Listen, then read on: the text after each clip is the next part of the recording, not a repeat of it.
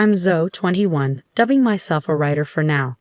With me is my older brother, Mr. Axel Reyes, age 30, navigating the corporate world post-college. We lost our parents tragically in a car accident when I was in ninth grade. The shock threw me into a deep depression, rendering me a recluse, unable to attend high school. Thanks to my brother's unwavering support, I sought help and gradually regained my footing. Our parents' passing left my brother, fresh out of college, shouldering the responsibility of caring for me. Amidst his own challenges, he took on household chores and supported me emotionally. Slowly, I emerged from my isolation, starting with small tasks like tidying my room, eventually reclaiming a semblance of normalcy with my brother's guidance. Now, we reside together in our childhood home, dividing household duties. Given my work-from-home status, I handle meal preparation and grocery shopping, relishing the occasional outing for supplies. Cooking has become a source of joy. I excel at concocting dishes from recipes discovered online during my hermit days. My brother, akin to a parent figure since our loss, embodies a blend of kindness and discipline. His dedication to education paved the way for a successful career, culminating in a leadership role at a prominent company. Over time, he blossomed socially, culminating in a relationship with Miss Nora Reyes, his now fiancée. When my brother introduced Nora to me, her elegance and warmth immediately resonated. She's a charming office lady at a major food company, a graduate of the same university as my brother. Despite her youthful appearance, her maturity shines through, earning my instant admiration. Nice to meet you, I'm Zoe, the sister. Please take care of my brother, I greeted warmly. Likewise, replied Miss Nora Reyes with a smile. You're such a darling sister. I always wanted a sister, so I'm genuinely thrilled you'll be joining our family, Nora expressed, her smile radiant. Despite her slightly heavy makeup, her warmth was palpable, painting her as a delightful addition to our lives. Curious about me, she inquired, and Axel, my brother, stepped in to field the question. Well, actually, Zoe didn't attend college. When our parents passed away during her ninth grade year, she grappled with mental health issues. It took her some time to overcome, but she's leading a normal life now, Axel explained, his pride in my resilience evident. Surprised, Nora probed further, and I joined in, acknowledging the tumult my illness had caused and expressing heartfelt gratitude for my brother's unwavering support. I understand now, Nora responded, her demeanor shifting slightly. Axel, sensing tension, sought to reassure her, urging her to see beyond appearances. Attempting to lighten the mood, I injected a joke, but Nora's solemn response caught me off guard. In that moment, I sensed there was more beneath the surface of her reaction. As I learned more about Nora's background, it became evident that her family boasted an impressive lineage of academic and professional achievement. Despite the stark differences in our upbringings, I harbored hopes of my brother joining this esteemed family. Amidst wedding preparations and my brother's evident happiness, I lent a hand where I could, finding joy in his joy. Then, one day, my smartphone rang, signaling a potential turning point in our story. Feeling a flutter of nerves, I hesitated before answering the call from an unknown number. But seeing it was displayed, I took the leap. Who is this? I inquired cautiously. Zoe, I'm Nora's mother. Nice to meet you, came the unexpected voice of Nora's mother, who would soon be my mother-in-law. Surprised by the call's source, I braced myself for what might follow. What can I do for you? I asked, my anxiety palpable. Nora's mother broached the topic delicately. I heard from Nora that you didn't attend high school and only graduated from middle school. I swallowed hard, sensing where the conversation might lead. Yes, when my parents died in an accident, I struggled with mental health issues. It took me a long time to fully recover, which is why I couldn't attend high school. Her response was measured yet cutting. I sympathize with your situation, but the fact remains that you only have a middle school education, right? Yes, I confirmed, bracing for what would come next. I have a favor to ask, she continued. Please do not attend Axel and Nora's wedding ceremony. Actually, don't attend at all. I was taken aback by the audacious request, struggling to comprehend its implications. What do you mean? I stammered, trying to make sense of her words. With a blunt sigh, she pressed on. Salon and Nora both graduated from top universities, and my husband, and I also graduated from college. Of course, all our relatives have college degrees. You're not very smart, are you? No wonder you only finished middle school. Her words stung, but I listened as she explained further. her tone dripping with superiority. As I mentioned earlier, our family is made up of elites. Graduating from college is a given, and we hold prestigious jobs like executives at big corporations, doctors, lawyers. These are the kind of impressive people attending the wedding. Slowly, the weight of Nora's mother's words sank in. So we don't want you, a middle school graduate, at such an event. Actually, we'd rather you not come. I struggled to process her blunt rejection, but I'm the sister of the groom, his only family. I can't just not attend. I protested, a pang of hurt coursing through me. Please don't come anyway. How could we introduce you, a middle school graduate, to our relatives without feeling embarrassed? Do you understand? She pressed, her tone cutting. After the call ended, anger mingled with hurt, and I trembled with indignation. It wasn't the first time I faced disdain due to my education level. My parents, too, had harbored similar sentiments, overly concerned with appearances and reputation. Yet, despite their judgment, I never viewed my life as embarrassing. I refused to accept being looked down upon by others. But amidst my frustration, a new conflict emerged. What if my presence at the wedding jeopardized my brother's happiness? Could I bear to see him suffer on my account? Despite the years of support he'd given me, I couldn't bear to be the cause of his distress. In turmoil, I confided in my brother about the situation, fearing his disappointment. To my surprise, his response was unwavering support. Don't worry, you're my sister, my only family. Feel free to attend my wedding, he reassured me, his words a balm to my wounded pride. I'll protect you no matter what, but if I cause trouble for you, I don't mind not attending. My brother reassured me, his unwavering support a comforting embrace. There's no way to cause trouble, Zoe. You're my one and only sister.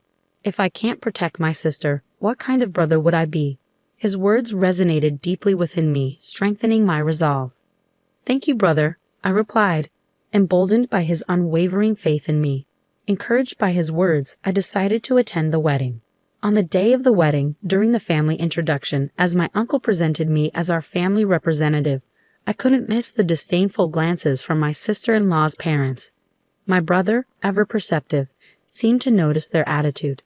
At the reception, the seating arrangements for the families were clear, yet I couldn't help but wonder if a seat had been set aside for me. To my relief, there was one, but as I took my place, I felt the weight of piercing stares upon me. Indeed, my mother-in-law's gaze was particularly intense. Marching over, she confronted me. Weren't you told not to come? You'd be a disgrace to our family, she accused. I am his real sister. There's no reason for me not to attend, I asserted firmly, refusing to be belittled. For a middle school graduate, you sure are insolent, she shot back before walking away, leaving her harsh words lingering in the air. As the bride and groom made their grand entrance, I couldn't help but smile, seeing my brother amidst a different atmosphere. Nora looked resplendent, radiating joy and elegance. Suddenly, my mother-in-law stood up and commandeered the microphone, her voice booming across the room. Our family has all graduated from college and hold respectable jobs, she declared, her words echoing through the hall. I believe that Axel is a suitable person for our family, but there is one issue, she paused, gathering her thoughts before continuing. It is his middle school graduate sister. She is an incredibly embarrassing presence in our family. We would like to ask the groom to sever ties with her. If you can't, we cannot allow this marriage. The room erupted into commotion, but my mother-in-law ignored it, turning to my brother with a demand. Axel, can you swear to do that here? Swear to cut ties with this embarrassing middle school graduate sister and become a part of our excellent family. With a nod from both the bride and father-in-law, she handed the microphone to my brother, her expression triumphant. Taking a deep breath, my brother addressed the assembly. Indeed, my sister is a middle school graduate, but she is my only blood relative, my family since her parents have passed away. I can't sever ties with her.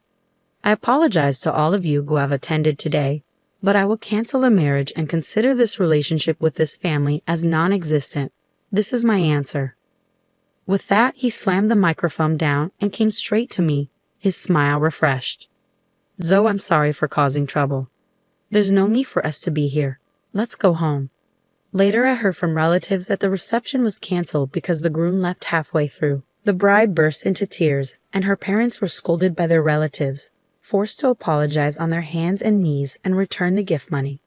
My uncle contacted my brother afterward, admitting that while his attitude at the reception wasn't praiseworthy, he would have severed ties with him if it had continued.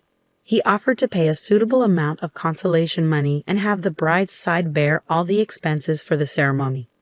But my brother refused, insisting on a sincere apology for his sister. After a while, a meeting was arranged at our home for post-settlement discussions.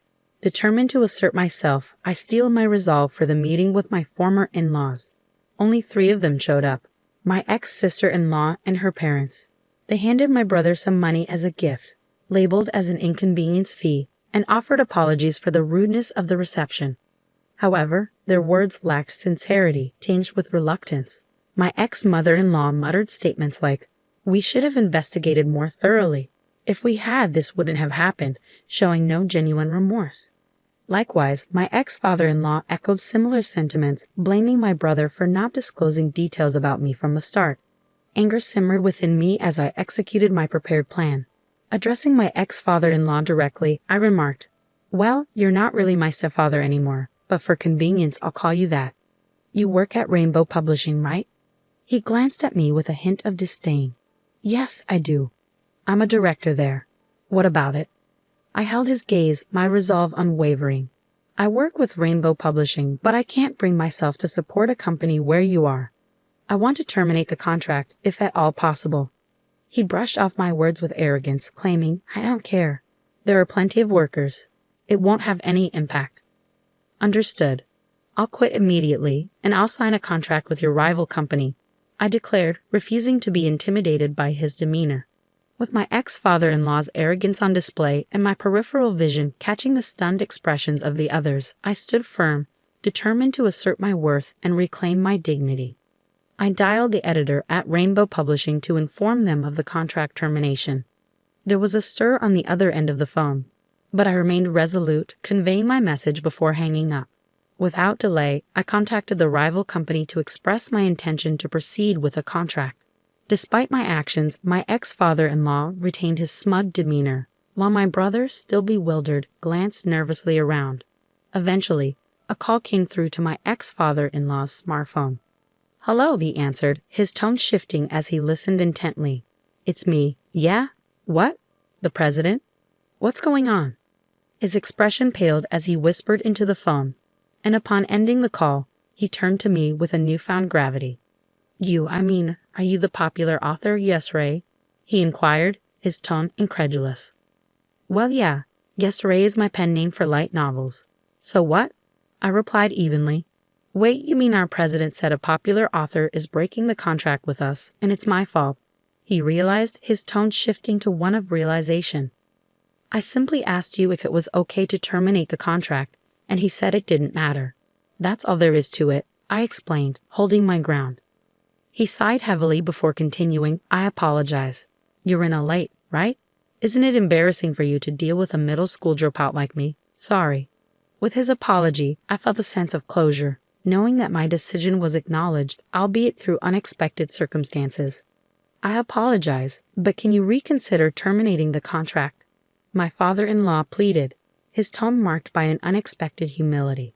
Curious about his sudden change in attitude, my ex-sister-in-law interjected, "Why would you be so humble to her? You're a middle school dropout after all." Frustrated, I snapped back, "Idiots.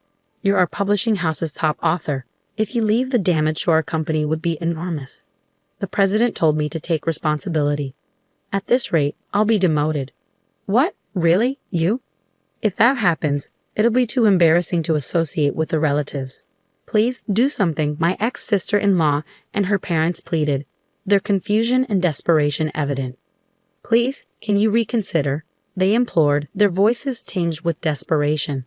"It's impossible. The matter is settled, so please leave," I asserted firmly, my brother standing by my side in solidarity.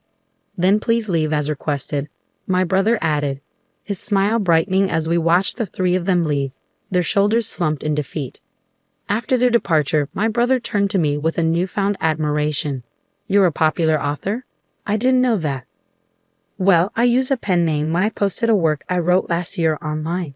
It got good reviews, and Rainbow Publishing offered me a contract.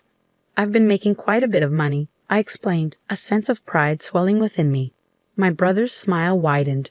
a rare sight in recent times, and so the broken engagement was resolved. My ex-sister-in-law seemed to be seeking another partner, but no one would approach her since the incident became widely known. She eventually became reclusive and quit her job. As for my ex-father-in-law, being blamed for my contract termination led to his demotion to a regular employee. Unable to endure warehouse work, he resigned. My ex-mother-in-law faced harsh criticism from her relatives for her disgraceful behavior at the wedding reception and was no longer recognized by her once proud and accomplished family. It serves them right, I thought, grateful for the support of my new publisher. My popular work was turned into a comic, and its popularity soared once again. Now there's talk of an anime adaptation. My brother buried the memory of the wedding as a dark history and focused on working hard. Our days returned to being peaceful, and though I still racked my brain over creating light novels, I found happiness in the repetition of these peaceful days. I plan to go on a trip with my brother, taking our late parents' house with us, preserving their memory and cherishing the peace we found together.